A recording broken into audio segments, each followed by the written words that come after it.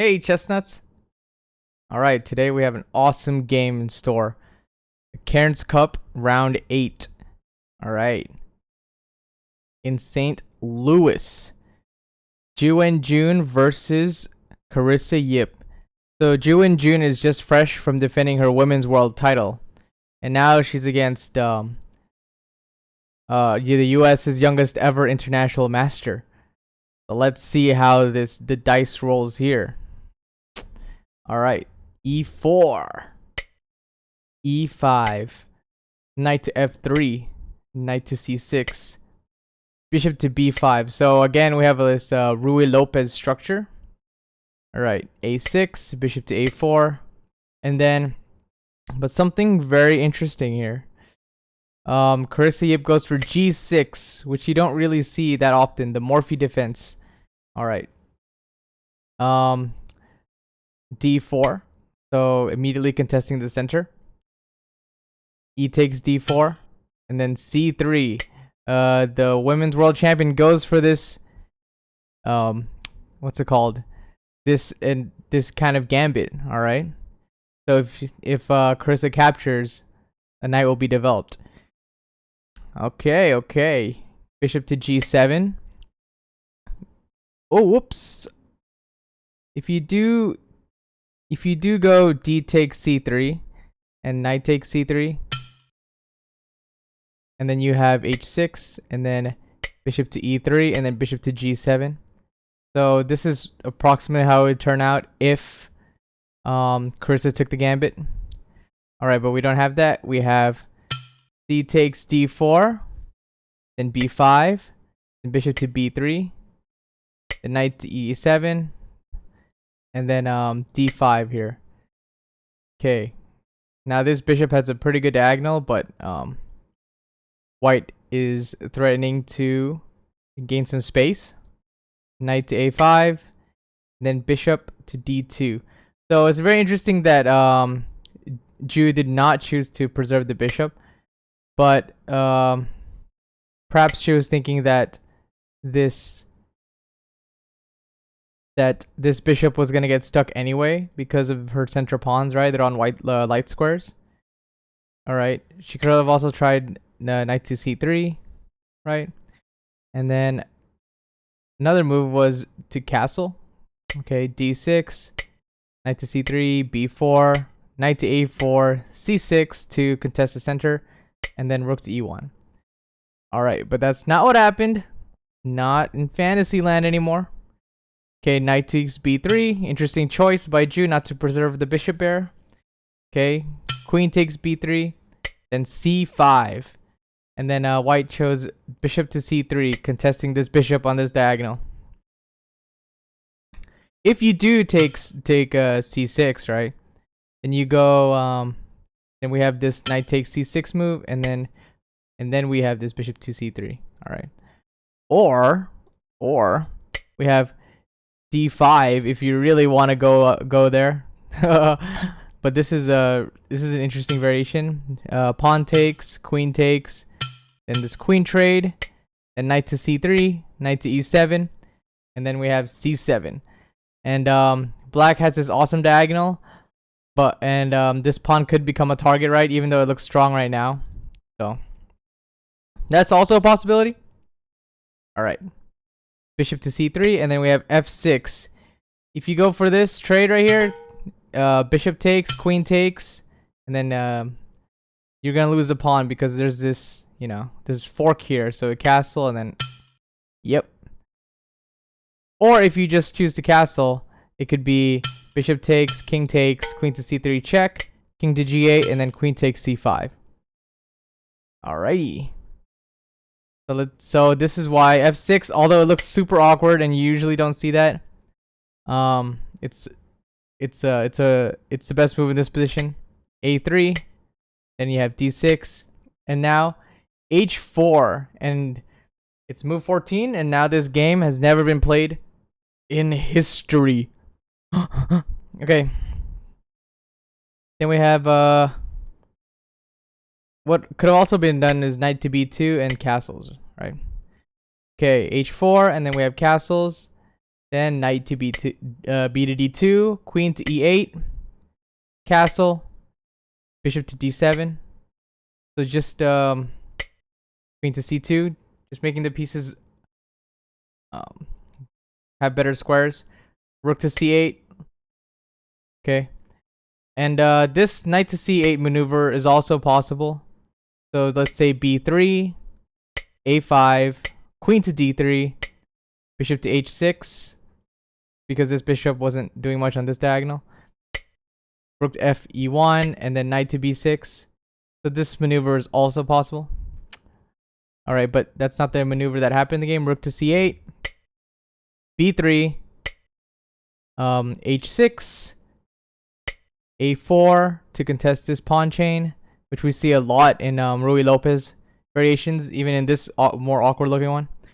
Okay, rook to a8, a takes b5, a takes b5, rook takes a8, queen takes, and now we have this rook to a1 move, queen to b7, and then now queen to a2. Okay, what could have also happened was b4, and after that we would have queen to b6, rook to a3, c4, h5, g5, and this h5 moves is pretty interesting. G5, it potentially weakens all these light squares around the king. Queen to a2, and then if Ju found this, she might have been able to have a decent position, because queen d8, right? Now you have this battery going around here.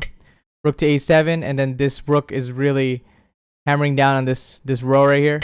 Knight to c8, rook to b7, rook to f7, and then queen to a6, and white has a really good position here.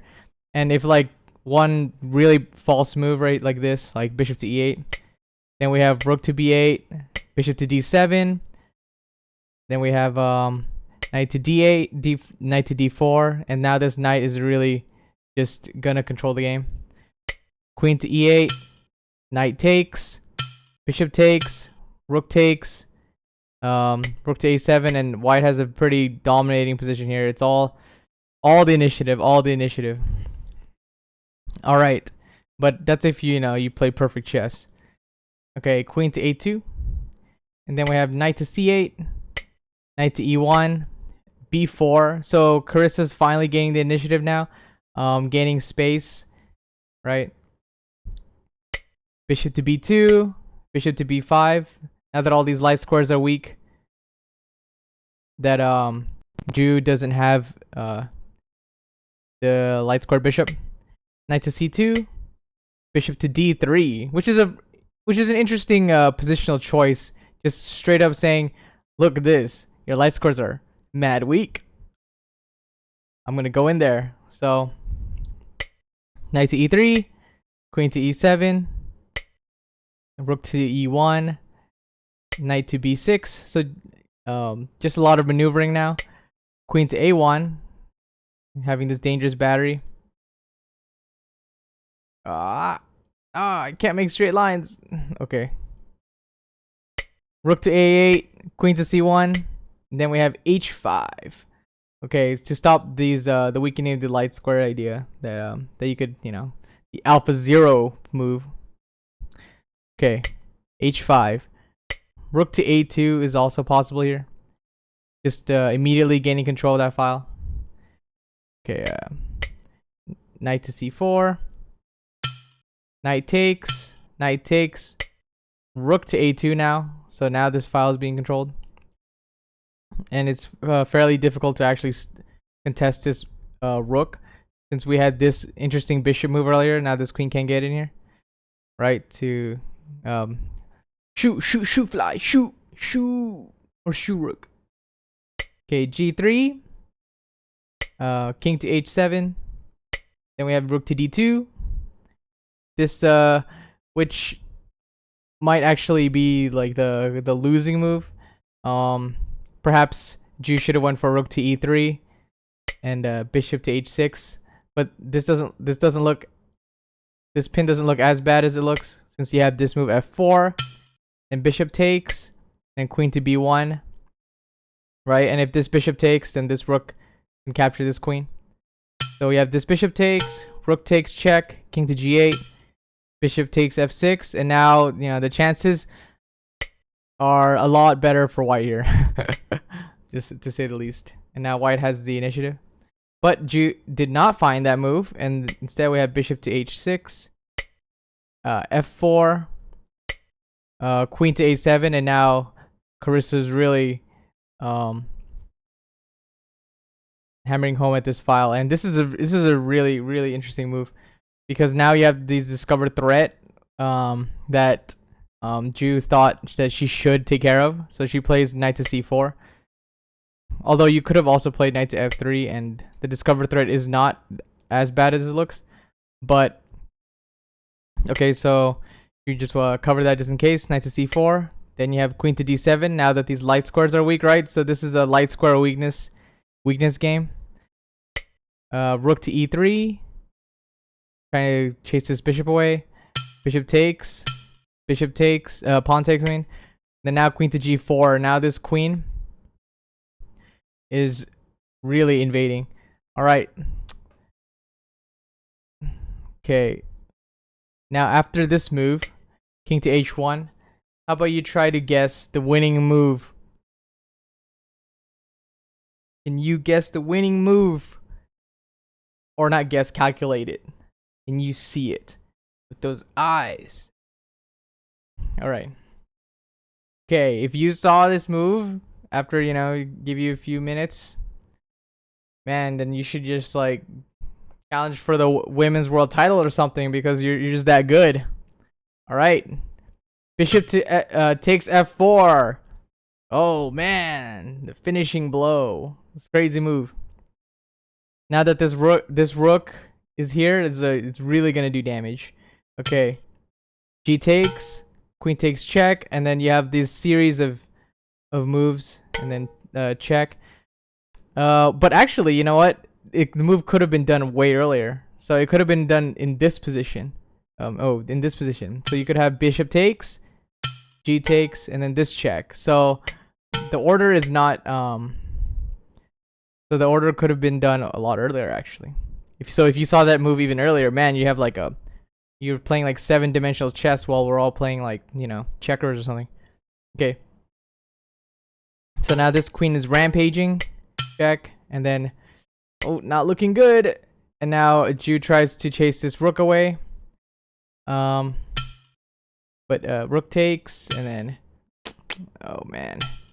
Then queen takes f6, and now Carissa has 2 pawns, right? 2 passed pawns. So the crazy advantage here. Queen takes e4 check. King to h2, b3. Oh, passed pawns gotta be pushed. Queen to f7, king to h6, queen to f8 check, king to g5, queen to d8 check, king to f5, and then it's just Carissa here trying to make her king safe in order to make use of the. She would love to trade queens at this point, just to get rid of these annoying checks. So king to g7 check.